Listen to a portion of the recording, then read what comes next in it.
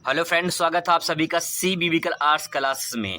अगर बोर्ड परीक्षा में कुछ ना आए या आप कुछ पढ़कर ना गए हों तो आंसर को बना बना कर कैसे लिखें, आज के इस वीडियो में आपको बहुत ज़बरदस्त तरीका दोस्तों बताने वाले हैं।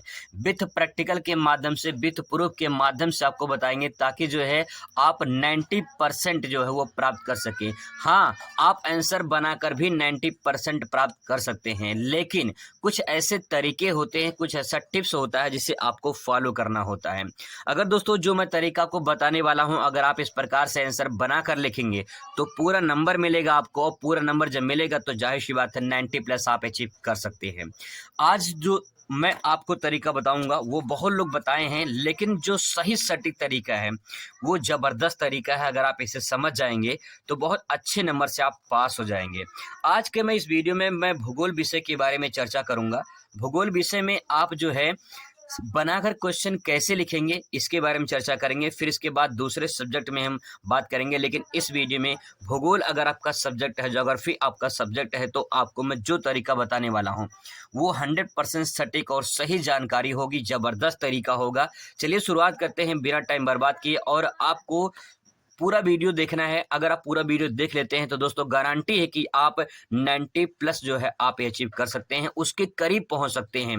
या अगर आप बनाकर लिखते हैं, अगर कुछ पढ़कर नहीं गए हैं, तो आप जो है अच्छे नंबर से भी पास हो सकते हैं, इस बात की पूरी गारंटी लेते हैं। चलिए शुरुआत करते हैं। सबसे पहले दोस्तों मैं आपको जो प्रैक्टिकल के माध्यम से बताऊंगा, जो प्रूफ के माध्यम से बताऊंगा, वो यहाँ पे होगा। जैसे मॉडल पेपर है 2020 का, 2022 का और 2023 का, इन सभी के माध्यम से मैं आपको बताऊंगा कैसे आपका जो है 90+ आएगा, कैसे आंसर को बनाकर लिखा जाए। चलिए शुरुआत करते हैं। 2023 का ही ले लेते हैं क्योंकि करंट का पेपर है, नया पैटर्न पे हम लोग देखेंगे यहाँ पे 2023 का। सबसे पहले दोस्तों बहुविकल्पीय जो सवाल होते हैं ये तो आपको करना होगा, क्योंकि इसमें बनाकर लिखने वाला कुछ है नहीं, आपको ऑप्शन टिक करना होगा, तो इसके बारे में बाद में चर्चा करेंगे। बहुविकल्पीय प्रश्न इसमें आपको टिक करना होगा, तो अपने अपने हिसाब से आप कर सकते हैं। इसमें सवाल यहाँ पे जो मेन इंपॉर्टेंट होता है कि जैसे मान लीजिए अति लघुत्तरीय प्रश्न दिया है, ठीक है, अब इसको आपको लिखना है। जैसे मान लीजिए आप कुछ पढ़कर नहीं गए हैं, तो उस सिचुएशन में क्या करेंगे आप, यहाँ पे आपको ध्यान से समझने की जरूरत है। यहाँ पे लिखा है मानव भूगोल को परिभाषित कीजिए। मान लीजिए आपको नहीं आता है कि मानव भूगोल को कैसे परिभाषित करें, कोई दिक्कत नहीं है। अब देखिए यहाँ पे आपको इतना समझ में आ रहा है कि ये जो मानव लिखा है, मानव का मतलब आप तो समझ रहे होंगे ना कि मानव का मतलब कौन है। मानव का मतलब हम सब क्या है, मानव है, ठीक है, इतना समझ में आ गया। आप कौन सा विषय पढ़ रहे हैं, भूगोल पढ़ रहे हैं ना, तो भूगोल के बारे में आप जब पढ़ रहे हैं, भूगोल पढ़े हैं, भूगोल विषय लिए हैं, तो आपको इतना तो पता होगा भूगोल क्या है। नहीं पता है कोई बात नहीं, यहाँ पे भू लिखा हुआ है ना, यहाँ प्लस गोल लिखा हुआ है, ठीक है। तो भू का मतलब क्या होता है, पृथ्वी होती है। भू का मतलब क्या होता है, पृथ्वी। गोल, गोल का मतलब यहाँ पे जो गोल है, गोल नहीं, गोल का मतलब होता है वर्णन करना, ठीक है। वो गोल इंडिकेट करता है कि पृथ्वी गोल वर्णन करना होता है, ठीक है। तो हम कह सकते हैं पृथ्वी का वर्णन करना। अब देखिए पृथ्वी का वर्णन करना तो हो गया, पृथ्वी के बारे में जानना हो गया।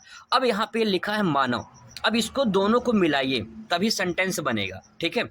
अब ये मानव है, मानव क्या करता है, इस पृथ्वी पर रहता है। मानव कहाँ रहता है, पृथ्वी पर रहता है। अब पृथ्वी पर जो भी संसाधन है, जो भी संसाधन है, मानव क्या करता है, इन संसाधनों को उपयोग करता है, ठीक है। जब मानव संसाधनों को उपयोग करेगा तो मानव का असर पृथ्वी पे पड़ेगा, बिल्कुल पड़ेगा। और पृथ्वी का असर किस पे पड़ेगा, मानव के पे पड़ेगा। तो मानव और पृथ्वी पर क्या कुछ संबंध हुआ कि नहीं हुआ। इस पृथ्वी के जो चारों तरफ आप जो है कह सकते हैं जो पर्यावरण है, आप उसे ले सकते हैं, ठीक है, पर्यावरण ले सकते हैं। तो हम ये कह सकते हैं कि मानव और पर्यावरण के बीच में, मानव और पर्यावरण के बीच में जो अंतर संबंध है, यही क्या कहलाता है, मानवभूगोल कहलाता है। बस इतना समझना है आपको। ऐसे अगर आप समझ के लिखोगे तो दिक्कत नहीं होगी आपको। यहाँ पे इसी प्रकार से क्वेश्चन को समझा जा सकता है। अगर आप इस प्रकार से लिखेंगे तो आपको पूरा नंबर मिलेगा, गारंटी, कोई आपका काट नहीं सकता है, पूरा नंबर आपको मिलेगा। अब इसके बाद अगला सवाल देखिए, यहाँ पे अगला सवाल है मानव संसाधन से क्या तात्पर्य। 2 नंबर का सवाल है, देख लीजिए यहाँ पे 2 नंबर का सवाल है, और सवाल पूछा है कि मानव संसाधन से आप क्या समझते हैं। कुछ भी नहीं पढ़े हैं, कोई बात नहीं, मानव तो समझ में आ रहा है ना आपको, मानव समझ में आता है आपको, मानव समझ में आपको आता है ना कि मानव मतलब हम सब, ठीक है, हम सब क्या है, मानव है। इसके बाद लिखा है संसाधन, इसके बाद क्या लिखा है, संसाधन। संसाधन समझ में नहीं आता है, कोई बात नहीं, साधन समझ में आता है ना, साधन। जिस पेन से मैं लिख रहा हूं, ये पेन क्या है, लिखने का साधन है। तो मानव जो है वो क्या है, साधन है कि नहीं है? मानव अपने आप में एक संसाधन है, मानव अपने आप में एक संसाधन है और मानव क्या करता है, अपनी बौद्धिक क्षमता से, अपने दिमाग से, अपने जो है शारीरिक क्षमता से किसी भी चीज़ का निर्माण करता है। जैसे मान लीजिए आप इस प्रश्न को लिखेंगे तो आपके जो दिमाग में आ रहा होगा वो लिखेंगे, तो मानव क्या होगा, मानसिक शक्ति, आपकी जो दिमाग होगी, जो बुद्धि होगी, मानसिक शक्ति के आधार पे काम करेंगे। अगर मान लीजिए कहीं काम करना है तो आप क्या करेंगे, शारीरिक आधार पे काम करेंगे, ठीक है, शारीरिक आधार पे काम करेंगे। तो मानसिक और शारीरिक रूप से मानव क्या करता है, काम करता है। तो जो मानव शारीरिक और मानसिक रूप से काम करता है तो मानव अपने में क्या हो गया, एक संसाधन हो गया, ठीक है। अगर इस प्रकार से लिखेंगे तो आप आसानी से लिख सकते हैं। और ध्यान रखेंगे ये जो प्रश्न लिखना है, जैसे मानव भूल को परिभाषित कीजिए, मानव संसाधन क्या है। अब यहाँ पे जो सवाल है इसको आपको लिखना है कम से कम 10 लाइन में। 10 लाइन में आराम से लिख सकते हैं, कोई दिक्कत नहीं है। 10 लाइन में लिखने के लिए आपको बहुत बड़ी बात नहीं होती है, 10 लाइन आप आराम से इसमें लिख सकते हैं। तो इस प्रकार से बना के आंसर को लिखा जा सकता है। आगे देख लीजिए, और ऐसे देख सकते हैं यहाँ पे, जैसे मान लीजिए गुच्छित बस्ती है, आपको समझ में नहीं आ रहा गुच्छित बस्ती क्या होती है, तो देखिए गुच्छित समझ में आता है ना, गुच्छित नहीं समझ में आता कोई बात नहीं, गुच्छा समझ में आता है ना। जैसे मान लो एक अंगूर का गुच्छा है, आपने देखा होगा अंगूर का गुच्छा है, चाबी का गुच्छा आपने देखा होगा, ठीक है, आपने क्या देखा होगा, चाबी गुच्छा देखा होगा। तो जो गुच्छा है, गुच्छे में क्या होता है, कई सारी चाबियां एक में गुच्छी होती हैं, कई सारे अंगूर एक में गुच्छे में गुच्छे होते हैं। तो गुच्छित मतलब होता है कि यहाँ पे जो अंगूर है वो काफ़ी सटे सटे हैं, जो चाबी है वो काफ़ी सटे सटे हैं। तो यहाँ पे गुच्छित मतलब समझ में आ गया। बस्ती का मतलब समझ में आता है ना, बस्ती बस्ती का मतलब ये हो गया कि जिस बस्तियों में आप रहते हैं, जिस बस्तियों में आप रहते हैं, जिस क्षेत्र में आप रहते हैं वो क्या हो गया, बस्ती हो गया। तो वहाँ पे जो घर होते हैं, बस्ती में क्या होता है, घर तो होता है, जो घर होते हैं वो घर क्या होते हैं, आपस में गुच्छे होते हैं, वो घर क्या होते हैं, आपस में गुच्छे होते हैं। तो जो घर आपस में गुच्छे होते हैं उसी गुच्छित बस्ती कहते हैं। बस आप 2 नंबर लिख दीजिए, 2 बना के लिखना है, आराम से लिख सकते हैं। इस प्रकार से आप दोस्तों लिखना चाहते हैं तो आराम से लिख सकते हैं। यहाँ पे अगर मैं बात करूँ लघु उत्तरीय का, जैसे यहाँ पे देखिए लघु उत्तरीय का 4 नंबर में सवाल पूछा है, 4 नंबर में। अब इसको कैसे लिखेंगे, देखिए मान लीजिए आप यहाँ पे सवाल पूछा है, मानव विकास के 4 प्रमुख घटक को नाम लिखिए। आपको नहीं पता है कोई दिक्कत नहीं है, 4 नंबर में 4 घटक लिखना है। अब देखिए मानव समझ में आता है ना, मानव समझ में आता है, बिल्कुल समझ में आता है आपको। मानव कौन है, मानव हम सब है, ठीक है। मानव कौन हो गया, हम सब हो गया। मानव समझ में आपको आ गया। अब लिखा है विकास, विकास लिखा है, विकास, ठीक है। अब देखिए विकास लिखा है। अब क्या करना है कि आपको समझ में आता है विकास क्या होता है, विकास समझ में नहीं आ रहा है तो अपना समझ सकते हैं कि मानव क्या करता है, विकास करता है, मानव वृद्धि करता है और वृद्धि के द्वारा क्या होता है, विकास होता है। तो 4 घटक, ऐसे कौन कौन से 4 घटक हैं जिनसे मानव क्या करता है, विकास करता है। अच्छा देखिए, अगर मानव के पास इनकम रहेगी, आय रहेगी, तो क्या मानव विकास करेगा, बिल्कुल कर पाएगा, मानव विकास कर पाएगा। अगर मानव के पास संसाधन है तो क्या मानव संसाधन के द्वारा विकास कर सकता है, बिल्कुल कर सकता है, विकास कर सकता है। तो यहाँ पे आय हो गया, मानव हो गया, ठीक है। अब देखिए यहाँ पे और क्या ले सकते हैं, मानव जब उसकी क्षमता जब मानव क्षमता होगी, क्षमता का मतलब होता है जैसे मानव बीमार है, अगर आप बीमार हैं तो क्या पढ़ाई में मन लगता है, पढ़ाई में मन नहीं लगता है। अगर आप स्वस्थ हैं तो आप कुछ भी कर सकते हैं, काम कर सकते हैं, पढ़ सकते हैं। तो आपकी क्षमता होनी चाहिए काम करने के लिए, तभी तो विकास कर सकते हैं कि नहीं कर सकते हैं, बिल्कुल कर सकते हैं। तो आपके पास आय होगी तो विकास हो जाएगा, संसाधन होगा तो विकास हो जाएगा, क्षमता होगी तो विकास हो जाएगा। और तीसरा पॉइंट लिख सकते हैं समता, या लिख सकते हैं समानता लिख सकते हैं यहाँ पे, ठीक है, समानता लिख सकते हैं। अब देखिए यहाँ पे, अगर आप जिस समाज में रहते हैं, जिस समाज में आप रहते हैं, अगर उस समाज में समानता है, लोग प्राकृतिक संसाधनों को समान रूप से उपयोग कर रहे हैं, चाहे जिस जाति को है, चाहे जिस धर्म के हों, अगर उस समाज के लोग समान रूप से, नहीं समानता बात एक ही होती है, समान रूप से संसाधन का उपयोग कर रहे हैं, तो कहीं न कहीं मानव विकास कर सकता है। तो ये 4 पॉइंट आराम से बना के ले सकते हैं। मैंने कोई किताबी भाषा नहीं बताया है, सिर्फ ये बताया है कि मानव विकास कैसे कर सकता है। अगर आपके पास पैसा नहीं रहेगा तो आप अपना विकास कर पाएंगे, नहीं कर पाएंगे, लेकिन अगर आय है तो विकास हो जाएगा। संसाधन, अगर आपके पास संसाधन है, कोई भी संसाधन हो गया, तो वो सब चीज़ जो होते हैं, जो हमारी नज़रों के सामने होते हैं, वो सब कुछ संसाधन होते हैं। तो अगर संसाधन है तो मानव विकास कर सकता है। क्षमता, अगर इंसान के पास क्षमता है तो विकास कर सकता है, अगर समता है तो विकास कर सकता है। तो यहाँ पे 4 पॉइंट आराम से ले सकते हैं, कोई दिक्कत नहीं है, आप बना के ले सकते हैं, पूरा नंबर आपको मिले, कोई काट नहीं सकता है, 4 का 4 नंबर पूरा मिलेगा। इसलिए मैंने आपको पहले बताया 90% इसी प्रकार से आ सकता है। ठीक है, आगे देखिए, यहाँ पे लिखा है चलवासी पशुचारण या वाणिज्यिक पशुपालन से में विभेद बताइए। 4 नंबर का पूछा है, कुछ नहीं समझ में आ रहा है, कोई बात नहीं, क्या लिखना है कुछ समझ में नहीं आ रहा है, लिखते हैं बना के ना, क्या दिक्कत है इसमें। यहाँ पे देखिए लिखा है चलवासी, ठीक है, क्या लिखा है चलवासी। चल का मतलब चलना, चल का मतलब क्या होता है चलना, ठीक है, वासी का मतलब क्या होता है बसना, चल कर बसना। अब यहाँ पे देखिए कहीं पे चल कर बसना, ये तो समझ में आ गया ना, चलवासी का मतलब होता है। अब देखिए पशु चारण मतलब समझ में आ रहा है, पशु का मतलब क्या होता है पशु, पालतू पशु, चारण मतलब होता है चराने वाला, चराने वाला यानी पशुओं को चराने वाला। अब ये तो समझ में आ गया ना, चलवासी क्या होता है, पशुचरण क्या होता है। चलवासी का मतलब एक स्थान से दूसरे स्थान पर चलकर बसना, क्या कहलाता है चलवासी कहलाता है। पशुचरण मतलब पशु को चराने वाला। तो एक व्यक्ति है जो एक स्थान से दूसरे स्थान पर चलकर पशुओं को चराता है, ठीक है, पशुओं को चराता है, तो उसे क्या कहेंगे चलवासी पशुचारण कहेंगे।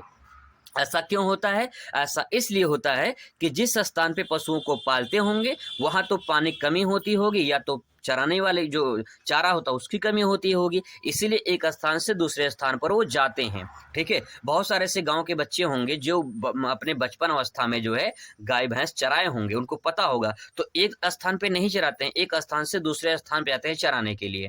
तो यहाँ पे चलवासी पशुचारण हो गया। ठीक है, आपको इतना समझ में आ गया हो चलवासी पशुचारण क्या होता है। अब इसके बारे में लिखिए बना बना के, क्या दिक्कत है। अब देखिए वाणिज्यिक पशुपालन, पशुपालन मतलब समझता है ना कि जो पशुओं को पाला जाता है, चाहे गाय बैल भैंस बकरी ऊंट ये सब पाले जाते हैं, तो पशुपालन तो ये पाले जाते हैं। वाणिज्यिक मतलब होता है व्यवसाय के लिए, जो पशुओं को व्यवसाय के लिए पाले जाते हैं वो वाणिज्यिक पशुपालन होते हैं। पशु को लोग क्यों पालते हैं, दूध के लिए पालते हैं, उसके जो है जो उसमें खाल निकलता है उसके लिए, मांस के लिए पालते हैं। तो कहने का तात्पर्य यह है कि कुछ लोग ऐसे होते हैं जो पशुओं को चराते हैं एक स्थान से दूसरे स्थान पर, और कुछ लोग होते हैं जो पशुओं को पालते हैं अपने व्यवसाय के लिए। तो लिखिए क्या दिक्कत है, आराम से लिखिए ना, क्या दिक्कत हो रही भाई लिखने में, लिखो आराम से, पूरा नंबर मिलेगा, कोई दिक्कत है ही नहीं। इसके बाद दोस्तों विस्तृत का भी देख लेते हैं। विस्तृत का जो सवाल होता है वो देखिए यहाँ पे 6 नंबर में 3+3 6 नंबर में पूछा जाता है। विस्तृत का मतलब ये होता है कि कम से कम आपको इसको 3 से 4 पेज में लिखना होता है, 3 से 4 पेज में लिखना होता है। अगर 3 से 4 पेज में नहीं ले सकते हैं, कम से कम जो है 2.5 पेज में तो जरूर आपको आंसर देना है। अब बना के लिखना है तो क्या दिक्कत है, आइए समझने की कोशिश करते हैं कि इसको 2.5 पेज में कैसे कन्वर्ट करेंगे। मैं एक लॉन्ग क्वेश्चन मतलब एक ऐसा वीडियो लेकर आऊंगा जिसमें लॉन्ग क्वेश्चन, सिर्फ लॉन्ग क्वेश्चन कैसे आप ले सकते हैं, बहुत जबरदस्त तरीका लेकर आने वाला हूं। मैं सिर्फ आपको यहाँ ये बताने वाला हूँ कि इस प्रश्न को कैसे आप ले सकते हैं, लेकिन मैं जो अगला वीडियो लेकर आने वाला हूँ लॉन्ग क्वेश्चन सिर्फ बनाकर कैसे लिखे उसका जबरदस्त तरीका है, वो बहुत जल्द वीडियो आने वाला है, आप उसे जरूर देखिएगा। लेकिन यहाँ पे समझते हैं ये है कि भूगोल में ये प्रश्न का आंसर कैसे ले सकते हैं। लिखा है विश्व में जनसंख्या की वितरण घनत्व को प्रभावित करने वाले कारकों की विवेचना कीजिए। अगर ये समझ में नहीं आता तो अथवा करके दिया रहता है, आप इसे भी ले सकते हैं। प्रकारों के आधार पर भारतीय नगरों के प्रमुख प्रकारों में विभाजित कीजिए। 6 नंबर में पूछा है। कुछ अगर समझ में नहीं आ रहा है तो कोई बात नहीं भाई, घबराने की जरूरत नहीं है, कोई टेंशन लेने की जरूरत नहीं है, सिर्फ आपको रिलैक्स रहना है, आराम से एकदम ठंडे दिमाग से सोचना है। क्या सोचना है, एक एक वर्ड पे ध्यान देना है। लिखा है विश्व, विश्व का मतलब समझ में आता है ना, पूरा विश्व, पूरा संसार, पूरा विश्व का मतलब ये हो गया कि पूरा भैया यहाँ पे विश्व है। ठीक है, पूरा विश्व है। जैसे मान लीजिए मैं थोड़ा सा आपको इमेजिन करा दूं, ये मान लीजिए अफ्रीका महाद्वीप है। ठीक है, इस प्रकार से जो है आपको दिखाई देगा पूरे विश्व का जो है आपको नक्शा जो है यहाँ पे लगभग इस प्रकार से जो है क्रिएट कर देते हैं ताकि जो है आप इसे समझ सको। ठीक है, और ये पूरे विश्व की बात हो रही है। अब यहाँ पूरे विश्व में क्या होगा, यहाँ पे ध्यान से बात को थोड़ा समझने की कोशिश करेंगे तो आपको अच्छे समझ में आ जाएगा। यहाँ पे ये लगभग संसार का मानचित्र लगभग बन चुका है। अब पूरे विश्व की बात हो रही है तो पूरे विश्व में यहाँ पे चर्चा ये की जा रही है, पूरे विश्व में क्या बात करी, जनसंख्या की। देखिए ध्यान देंगे, जनसंख्या की बात कही जा रही है। ठीक है, यहाँ पे एक पॉइंट पहले विश्व में समझ में आ गया। अब किसकी बात, जनसंख्या के। लिखा है वितरण, वितरण का मतलब क्या होता है, बटा होना। ठीक है, वितरण का मतलब क्या होता है, बटा होना। जैसे मान लीजिए कहीं पे जैसे प्रसाद जब बांटते हैं लोग तो जो है लोग कहते हैं प्रसाद को वितरण कर दिया जाए। तो वितरण में किसी एक व्यक्ति को देते हैं या बहुत लोगों को बांट देते हैं? बांट देते हैं ना, तो वितरण मतलब क्या होता है? बांटना होता है। आगे लिखा है घनत्व। घनत्व का मतलब क्या होता है? डेंसिटी। आप ऐसे समझ लो थोड़ा सा यहाँ पे मैं आपको विज्ञान के माध्यम से नहीं बता रहा हूँ। डेंसिटी का मतलब आप ऐसे समझ लो भार, ठीक है। यहाँ पे भार समझ में आता ना, भार का मतलब ये होता है कि जिसका ज्यादा है, ठीक है। तो यहाँ पे ये समझ में हमको आ रहा है कि विश्व में जो जनसंख्या है, विश्व में जो विश्व है, इस विश्व में जो जनसंख्या है वो किस प्रकार फैले हैं, ठीक है, किस प्रकार फैले हैं और उनका घनत्व यानी उनका दबाव किस देश में ज्यादा है, ये हमें बताना है। और उसके बाद लिखा है प्रभावित करने वाले कारक। कारक का मतलब होता है कारण, ठीक है। कारक मतलब होता है कारण, और प्रभावित करने वाले कारक बताना है।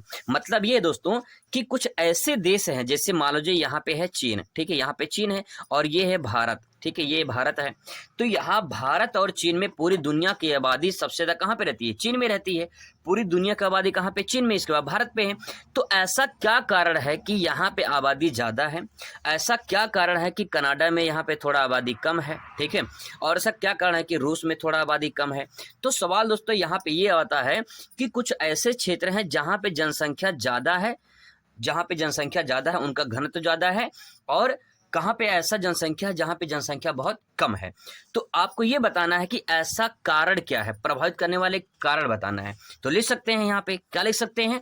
देखिए अब क्या लिख सकते हैं आप, इसमें हेडिंग डालेंगे विश्व में जनसंख्या को प्रभावित करने वाले कारक, विश्व में जनसंख्या को प्रभावित करने वाले कारक, ऐसा हेडिंग लिखेंगे, इसके बाद अंडरलाइन कर देंगे, ठीक है।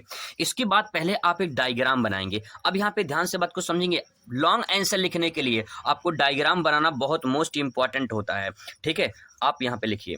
अब देखिए मैं आपको आपकी भाषा में समझाने की कोशिश करता हूँ। जैसे मान लीजिए जनसंख्या एक स्थान से दूसरे स्थान पर क्यों प्रभावित होती है, क्यों जाती है, समझते हैं।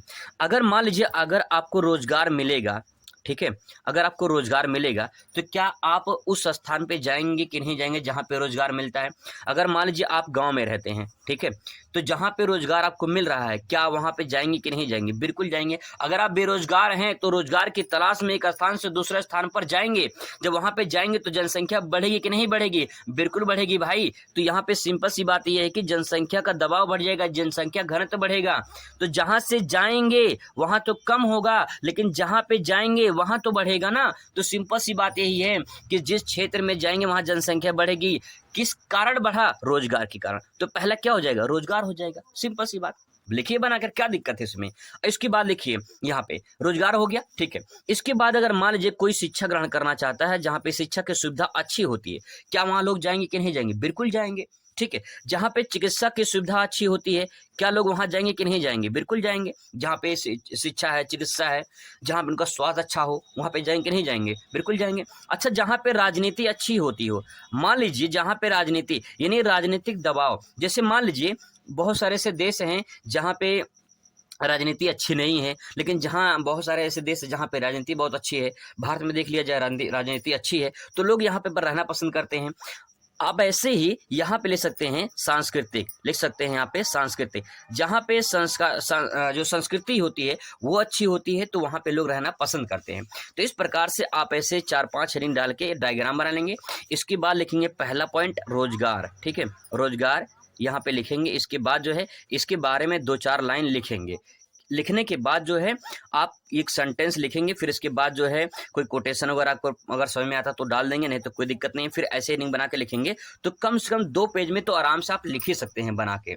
अगर आप ऐसे लिखेंगे दोस्तों आपको दिक्कत नहीं होगी, आपको अच्छे से पूरा नंबर मिलेगा और कोई दिक्कत ही नहीं होगी, आपको पूरा का पूरा नंबर इस प्रकार से मिल जाएगा, ठीक है। अगर मान लीजिए ये सवाल आपको समझ में नहीं आता तो आप यहाँ भी देख लीजिए, इसको भी देख लेते हैं किस प्रकार से लिख सकते हैं। प्रकारों के आधार पर भारतीय नगरों को प्रमुख प्रकारों में विभाजित कीजिए। आपको प्रकार समझ में नहीं आ रहा ना, कोई बात नहीं। यहाँ पे जो प्रकार लिखा है आपको समझ में नहीं आ रहा ना, कोई बात नहीं। यहाँ पे उसके आगे देखिए कार्य लिखा है, ये तो समझ में आता होगा ना, कार्य, ठीक है, कार्य लिखा है, कोई बात नहीं। आपको समझ में कार्य मतलब क्या? काम, ठीक है। कार्य मतलब क्या होता है? काम होता है। इतना समझ में आ गया। आगे देखिए भारतीय, भारत तो आपको समझ में आता है ना, भारत देश के बारे में बात हो रही है। और नगर लिखा है यानी भारतीय नगरों के बारे में बात हो रही है। दिल्ली, मुंबई, चेन्नई, कोलकाता, ये सब क्या है? भारतीय नगर हैं, ठीक है। जो शहर है वो क्या है? नगर हैं। अब भारत के जो नगर हैं इनके प्रकार पूछा है भैया, इनके प्रकार पूछा है। जैसे प्रकार में क्या ले सकते हैं, जैसे आप नगर के बारे में अगर बात करें तो वहाँ पे कुछ लोग ऐसे नगर होते हैं जहाँ पे लोग घूमने जाते हैं, जहाँ पे उनका जो है वहाँ पे बहुत अच्छे लोग जात धर्म के लोग रहते हैं। तो कुछ होते हैं धार्मिक नगर होते हैं, ठीक है, कुछ होते हैं धार्मिक नगर। तो पहला हेडिंग क्या हो जाएगा, धार्मिक नगर हो जाएगा। अच्छा, कुछ लोग ऐसे होते हैं जो घूमने जाते हैं जहाँ पे, तो घूमने का स्थान क्या बोलते हैं, पर्यटन नगर बोलते हैं। तो क्या लिखेंगे, पर्यटन नगर लिखेंगे, ठीक है। आगे लिखेंगे, जैसे मान लीजिए कहीं पे जो है जो राजधानी होती है वहाँ पे नेता होता जो है ये सब बैठते हैं, तो क्या हो गया, प्रशासनिक नगर हो गया। क्या हो गया, प्रशासनिक नगर हो गया, ठीक है, प्रशासनिक नगर हो गया। इस प्रकार से नगरों को बांट दिया जाता है। अच्छा, जहाँ पे जो है सेना रहते हैं उसे छावनी बोलते हैं, या उसे जो बोलते हैं छावनी, या इसी को गैरसन नगर बोलते हैं। अगर गैरसन समझ में नहीं आ रहा कोई बात नहीं, छावनी नगर बोलते हैं। इसे कैंट भी कहा जाता है, जहाँ पे सॉरी कैंट, ठीक है, जहाँ मिलिट्री के फोर्स रहते हैं, ठीक है, तो उसे कैंट बोलते हैं। तो ये भी एक नगर हो गया, ठीक है, ये भी एक क्या हो गया, नगर हो गया। जैसे वाराणसी कैंट हो गया, आगरा कैंट हो गया, मथुरा कैंट हो गया, ये सब क्या है, यहाँ से छावनी है, यहाँ पे सेना लोग रहते हैं, ठीक है। तो इस प्रकार से दोस्तों आप यहाँ पे डायग्राम बना के ले सकते हैं। 6 नंबर का है तो आप 2 पेज ले देंगे तब भी जो है आपको 4 नंबर मिल जाएगा। एक पेज पे 2 नंबर मिलता है, ये बात के चलिए ध्यान से, ठीक है। और दूसरी बात दोस्तों यहाँ पे ये है कि जब ये सवाल लिखते हैं तो आप जो लिख रहे हैं ये इतना किसी पास टाइम नहीं होता है कि पूरी कॉपी आपकी चेक करें। तो इसीलिए अगर आप कुछ लिखते हैं तो आपको दिक्कत नहीं होगी, पूरा नंबर आपको यहाँ पे मिलेगा। तो दोस्तों आई होप कि आपको बातें समझ में आया होगा कि कैसे हम आंसर को बना कर ले सकते हैं। मैं गारंटी देता हूँ अगर आप ऐसा लिख दिए तो पूरा नंबर आपको मिलेगा। ये था भूगोल विषय के बारे में। दूसरे वीडियो मुलाकात होगी अगले टॉपिक पे, अगले किसी विषय पे। मिलते हैं नेक्स्ट वीडियो में। Thanks for watching.